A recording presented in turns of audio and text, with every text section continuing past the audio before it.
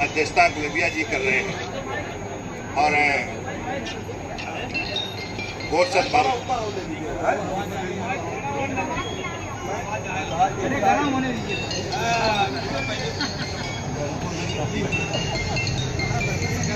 बाबा साहब, महामानव गौतम बुद्ध और इस कार्यक्रम में जो मंच पर बैठे हैं सभी विद्वान साथियों जो सामने बैठे आज ऐसा लगता है कि सभी विद्वान की श्रेणी से ही हैं और इसमें महिलाओं की संख्या ठीक ठाक है, क्योंकि महिलाओं की संख्या जब ठीक रहती है तो कार्यक्रम भी अच्छा चलता है और उसमें कुछ नई सीख जाती है। क्योंकि यह देश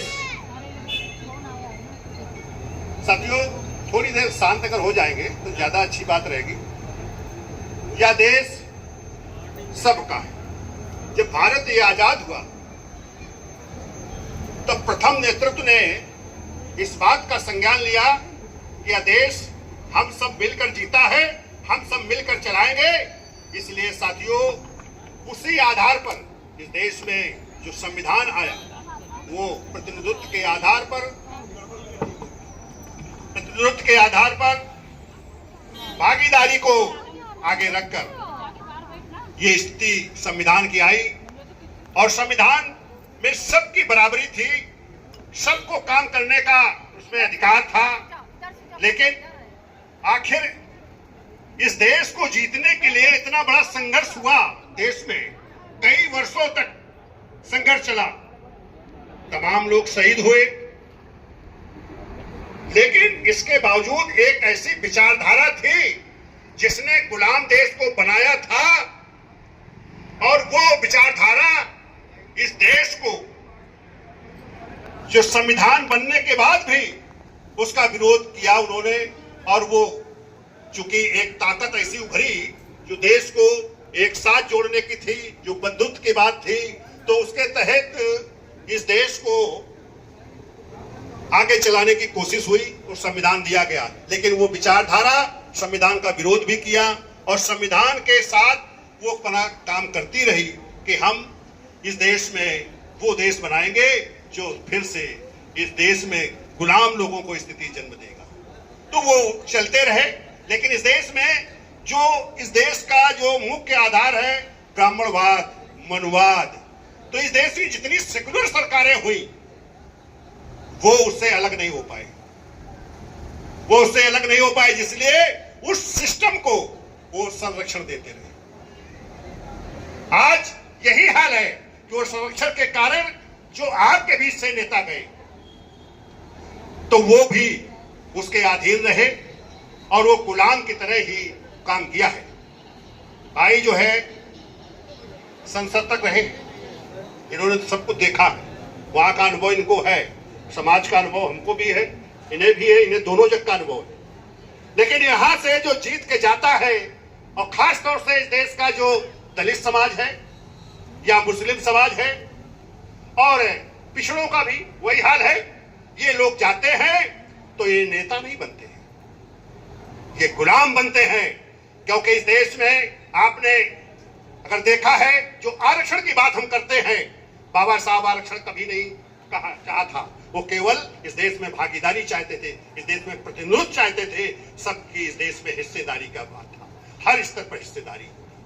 और लेकिन जो चालाक थे, कुटिल थे नेता, उन्होंने इसे आरक्षण में उलझा दिया और आरक्षण में लाकर, आरक्षण देकर, एक तोहफा देकर हम लोगों को खुश कर दिया और हम लोगों को खुश करने के बाद वो गुलाम ही बनाए रखा और हम गुलाम बने रहे। हम आरक्षण की ही बात करते रहे, बाबा साहब का संकेत था, उसे हम समझे नहीं कि हमें इस देश के हम हिस्सेदार हैं तो हिस्सेदार बनना होगा, हम हिस्सेदारी करेंगे, पार्टनरशिप ही होगी हमारी। अगर हिस्सेदारी की अगर हम बात करते तो आपका जो कुठाराघात हुआ है ये किसी भी क्षेत्र में कुठाराघात नहीं होता। लेकिन हमने अगर लड़ाई लड़ी तो पिछड़ों की भी लड़ाई अगर लड़ी तो भी आरक्षण की बात कही।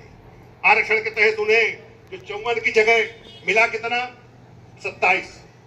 तो ये और पिछड़े लोग अपने उस प्रतिनिधित्व को भी नहीं समझ पाए और पिछड़े साथी उस कमंडल में चले गए।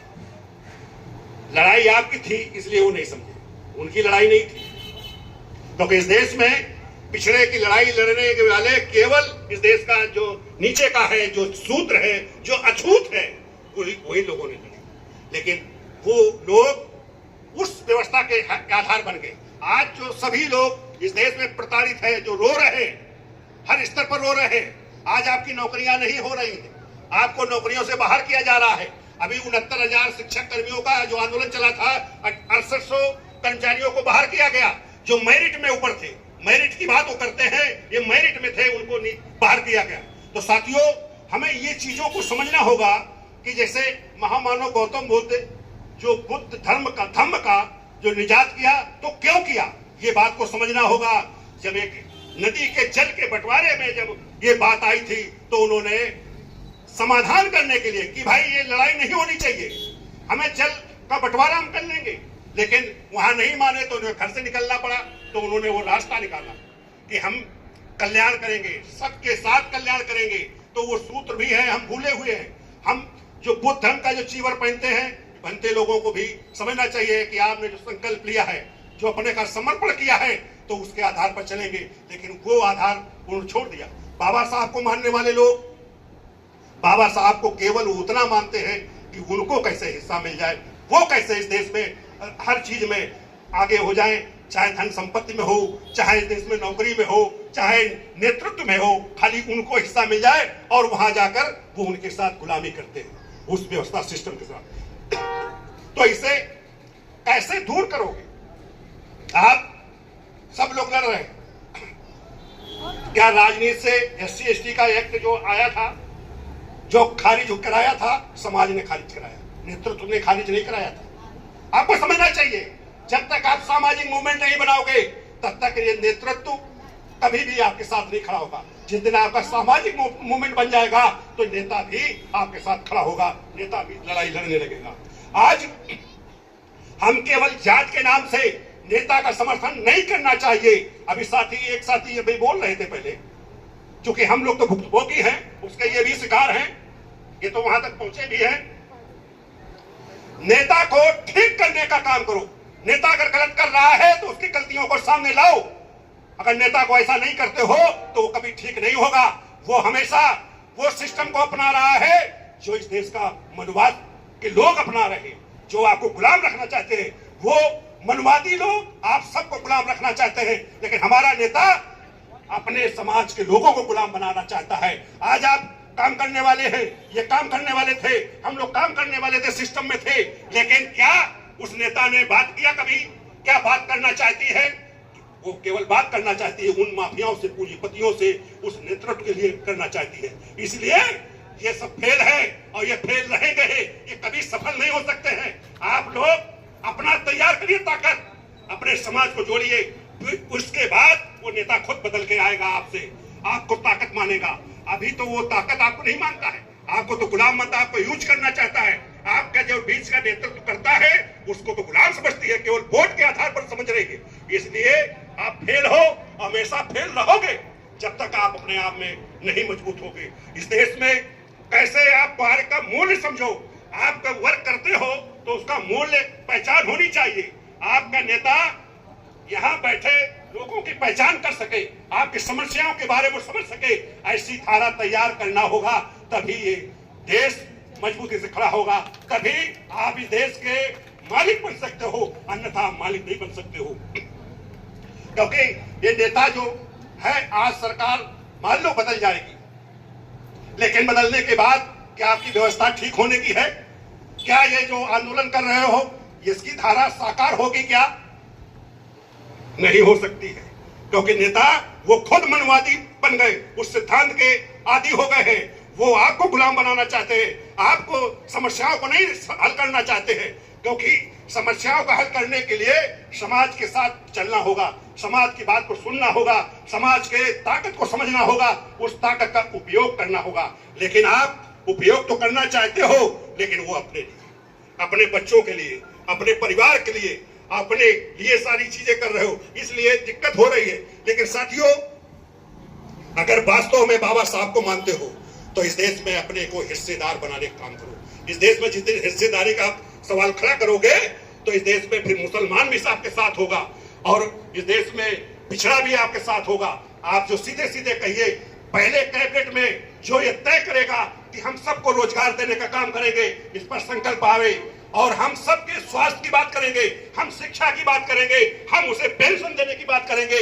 इसको अगर पहले कैबिनेट में तय करता है तो वही नेता हमारा होगा, अन्यथा हमारे न बिरादरी का नेता कोई होगा, न हमारे कोई और नेता हो गए। केवल ऐसे नहीं, वो ताकतवर है तो वो हमें जब हमें कुछ देना नहीं है उसे तो हम उसके साथ न जाएं। दूसरी बात, जो विकृत सामाजिक व्यवस्था के साथ है या विकृत सामाजिक व्यवस्था के लोग हैं उसके साथ तो कतई न जाएं, क्योंकि वो कभी भी झूठ केवल बोलने के अलावा उसके पास है नहीं।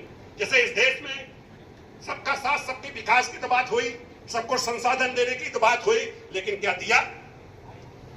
तो फिर आपकी जो नीचे से जाएगा, जब यहां से सोच जाएगी, जब यहां से सिद्धांत जाएगा तो वो नेता जो इससे बनेगा तो फिर इस देश में हर चीज आपको हासिल होगी। क्योंकि मैं मान्यवर काशीराम जी के साथ मिशन में था और वो मिशन जो भी उनकी समझ में आया, मेरे घर पहुंचे, मेरे घर में भी एक मीटिंग हुई, तब वो हमको ले गए, तब पूरे में परिवार के साथ समर्पित होकर उनके साथ लगे। हमारी पत्नी तो तमाम प्रदेशों में जाती रही, पंजाब में उनको जिताने के लिए मान्यवर को गई थी और वो हद तो रही वहां 15-20 दिन रही जब तक रिजल्ट आउट नहीं हुआ। वो मान्यवर काशीराम कह के ले गए थे कि मीना जी, मैं पंजाब से चुनाव लड़ने जा रहा हूं, आप लोग का क्या राय है? तो कहेंगे ठीक है, हम सब लोग चलेंगे। तो 7-8 महिलाएं यहाँ से लखनऊ से पंजाब गई थी। तो कहने का मतलब कि ये समर्पण भाव तो लोगों में रहता है, लेकिन ये समर्पण का कहीं उपयोग होना चाहिए। तो जब तक साहब रहे तब तक वो धारा चली, इसके बाद वो धारा खत्म हो गई। उस धारा को फिर से लाना होगा। ये नहीं कि वही वो नेता लाएगा, इस आपके बीच से नेता निकलना चाहिए, तब ये धारा पैदा हो सकती है। तो साथियों, बहुत बात हो गई है, बहुत समय हो गया है, सबको जाना है। मैं वो उस बात को दोहराऊंगा नहीं जो बात पहले हो चुकी है, और इसलिए मैं उस बात को रोकूंगा कि साथियों, सबसे पहले अपना संकल्प करो कि ये जो गंदी व्यवस्था है इसके साथ में नहीं चलना है। और दूसरी बात, जो भाई अभी कह रहे थे, एक शब्द है जो आप हिंदुस्तान हिंदुस्तान चिल्लाते हो, इसको आप नाम लेना बंद कर दो। विरोध मत करो, लेकिन नाम लेना बंद कर दो। जिस दिन आप भारत का नाम लोगे उस दिन आप सफल हो जाओगे। क्या देश हमारा है तो भारत है, और भारत अगर रहेगा तो इस देश में रहने वाले हर व्यक्ति इस देश का रहेगा। हम हिस्सेदार हैं, हम कोई रिफ्यूजी या गुलाम नहीं हो, क्योंकि वो तो मानते हैं इस देश का मुसलमान रिफ्यूजी है, इस देश का जो छूत है, जो दलित है, ये गुलाम है और गुलाम की तरह आपके साथ बर्ताव करता है। लेकिन आप उसको समझ नहीं पाते हो, अपने अपने छोटे छोटे हकों के साथ उसके साथ खड़े हो जाते हो। अरे हक लो, लेकिन अपनी ताकत को पहचानो, अपने उस नेता को पहचानो जो नेतृत्व आपको दे रहा है, जो आपके बीच से गया है, उस नेतृत्व को समझने का काम करो। जब तक ऐसा नहीं समझोगे तब तक ये व्यवस्था ठीक नहीं होगी। उस व्यवस्था को ठीक दूसरा करने नहीं आएगा, केवल आप ही ठीक करोगे। एक हमने स्ट्रक्चर दिया है राष्ट्रीय भागीदारी। राष्ट्रीय भागीदारी ऐसे नहीं बना। राष्ट्रीय जब आरक्षण की बात चली थी तो ये लोग तो सत्ता में थे, सब लोगों से बात हुआ करती थी, तो आरक्षण की बात को हमने मना किया। पहली मीटिंग फरवरी में 11 में वहां अम्बेडकर महासभा हुई, उसी पहली मीटिंग में मैंने कहा ये आरक्षण की लड़ाई अब आरक्षण से मत लड़ो और इस लड़ाई को बदलो। या देश हम सबका है, तो इस देश में जितने वंचित हैं वो सबको एक साथ लाओ और सबका अधिकार है, सबकी भागीदारी सुनिश्चित करने का हम लोग काम करेंगे। तो उसी लड़ाई को वहीं से भागीदारी की शुरुआत हुई। ये भागीदारी बाबा साहब को जब हमने पढ़ा था तो वो स्टूडेंट लाइन में एक उनकी स्टोरी है कि वो घर से बाहर निकाल दिए गए थे। उस समय पंच हुआ करते थे, पंचायत हुआ करती थी, तो उस पंच में केवल ब्राह्मण ही पंच थे, 5 पंच ब्राह्मण ही थे, सवर्ण थे, ब्राह्मण थे। इसके बाद बाबा साहब को जब घर से निकाला गया, रात भर जब बाहर रहे, तो फिर बाबा साहब सुबह जब लोग मिलने गए तो उनसे कहा ये लड़ाई ऐसे नहीं चलेगी। अब ये तय करो संघर्ष इसका होगा कि भाई जब तक हमारा पंच इस पंचायत में शामिल नहीं होगा तब तक इस आदेश को हम पालन नहीं करेंगे। और इस पर मसाल जुलूस तैयार हुआ, पूरे बॉम्बे में हुआ और 4 दिन बाद वो सफल हुआ आंदोलन। उस आंदोलन से बाबा साहब को एक पंच बनाने का मिला मौका, शुरुआत वहां से पंच हुआ कि दलित के जो शेड्यूल का जो छूत के जो पंच का अगर निर्माण हुआ था तो वहीं से हर जगह पर पंच का शुरुआत हुई बाबा साहब उस आंदोलन से। तब अब उन्होंने जो दारू लड़का पीता था उसकी दारू बंद कराई थी, उसी को पंच बनाया था, आपको ये तो मालूम होगा। तो साथियों, इन छोटी छोटी जो घटनाएं हैं, बाद में बहुत बड़ा कांड हुआ। जब गोलमेज कॉन्फ्रेंस में गए तो उन्होंने प्रतिनिधित्व की बात कहने रखी कि जब तक उस समाज के लोग यहाँ नहीं आएंगे, जब उस फैसले में नहीं होंगे तो कैसे उनके साथ न्याय होगा। तब वहां से अंग्रेजों ने भी स्वीकार किया उस प्रतिनिधित्व के बाद, लेकिन उसी को गांधी ने खारिज किया था। लेकिन वो क्या परिस्थितियां थी, शायद हो सकता है गांधी जी समझे हो कि लोग समझ जाएंगे धीरे धीरे, लेकिन नहीं समझ पाए। लेकिन आज वही इस देश को फिर से तोड़ने पर लगे हैं। ये देश केवल गुलाम बनाने का नहीं है, ये देश तोड़ने की साजिश हो रही है। यह देश फिर से टुकड़ों में बटेगा, यह देश कोई रोक नहीं पाएगा। अगर ये व्यवस्था सिस्टम चला रहा तो ये केवल आपके लिए खतरा नहीं है, इस पूरे देश के लिए खतरा है। इसलिए हमें सबको बचाने के लिए हमें इस देश को आगे, अपने आप को आगे लाना होगा, क्योंकि इस देश में अगर इस देश को कोई बचाएगा, इस पूरे देश को भारत अगर बनाएगा तो इस देश का अछूत की अगुवाई होगी, तभी यह देश आगे बढ़ सकता है। अन्यथा यह देश कभी भी इकट्ठा नहीं हो सकता है, क्योंकि जो पिछड़ा है उसमें देखा जाता है कि जब नेता वो बड़ा हो जाता है तो वो उस व्यवस्था का हिस्सा बनता है जहां से हम लोग दूरी चाहते हैं, जहां उस व्यवस्था को हम खत्म करना चाहते हैं, उस व्यवस्था का हिस्सा बन जाता है।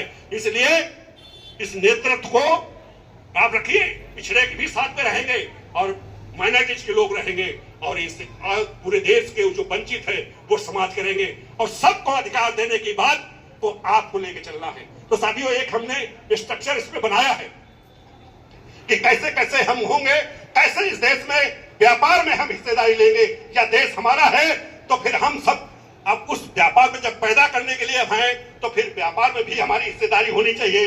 हर स्तर पर हमारी इस देश में संसाधन में, रोजगार में हिस्सेदारी होनी चाहिए। तो हमने एक खाका खींचा है, उसको आप देखिएगा, किताब अभी हम एक दिलवाएंगे।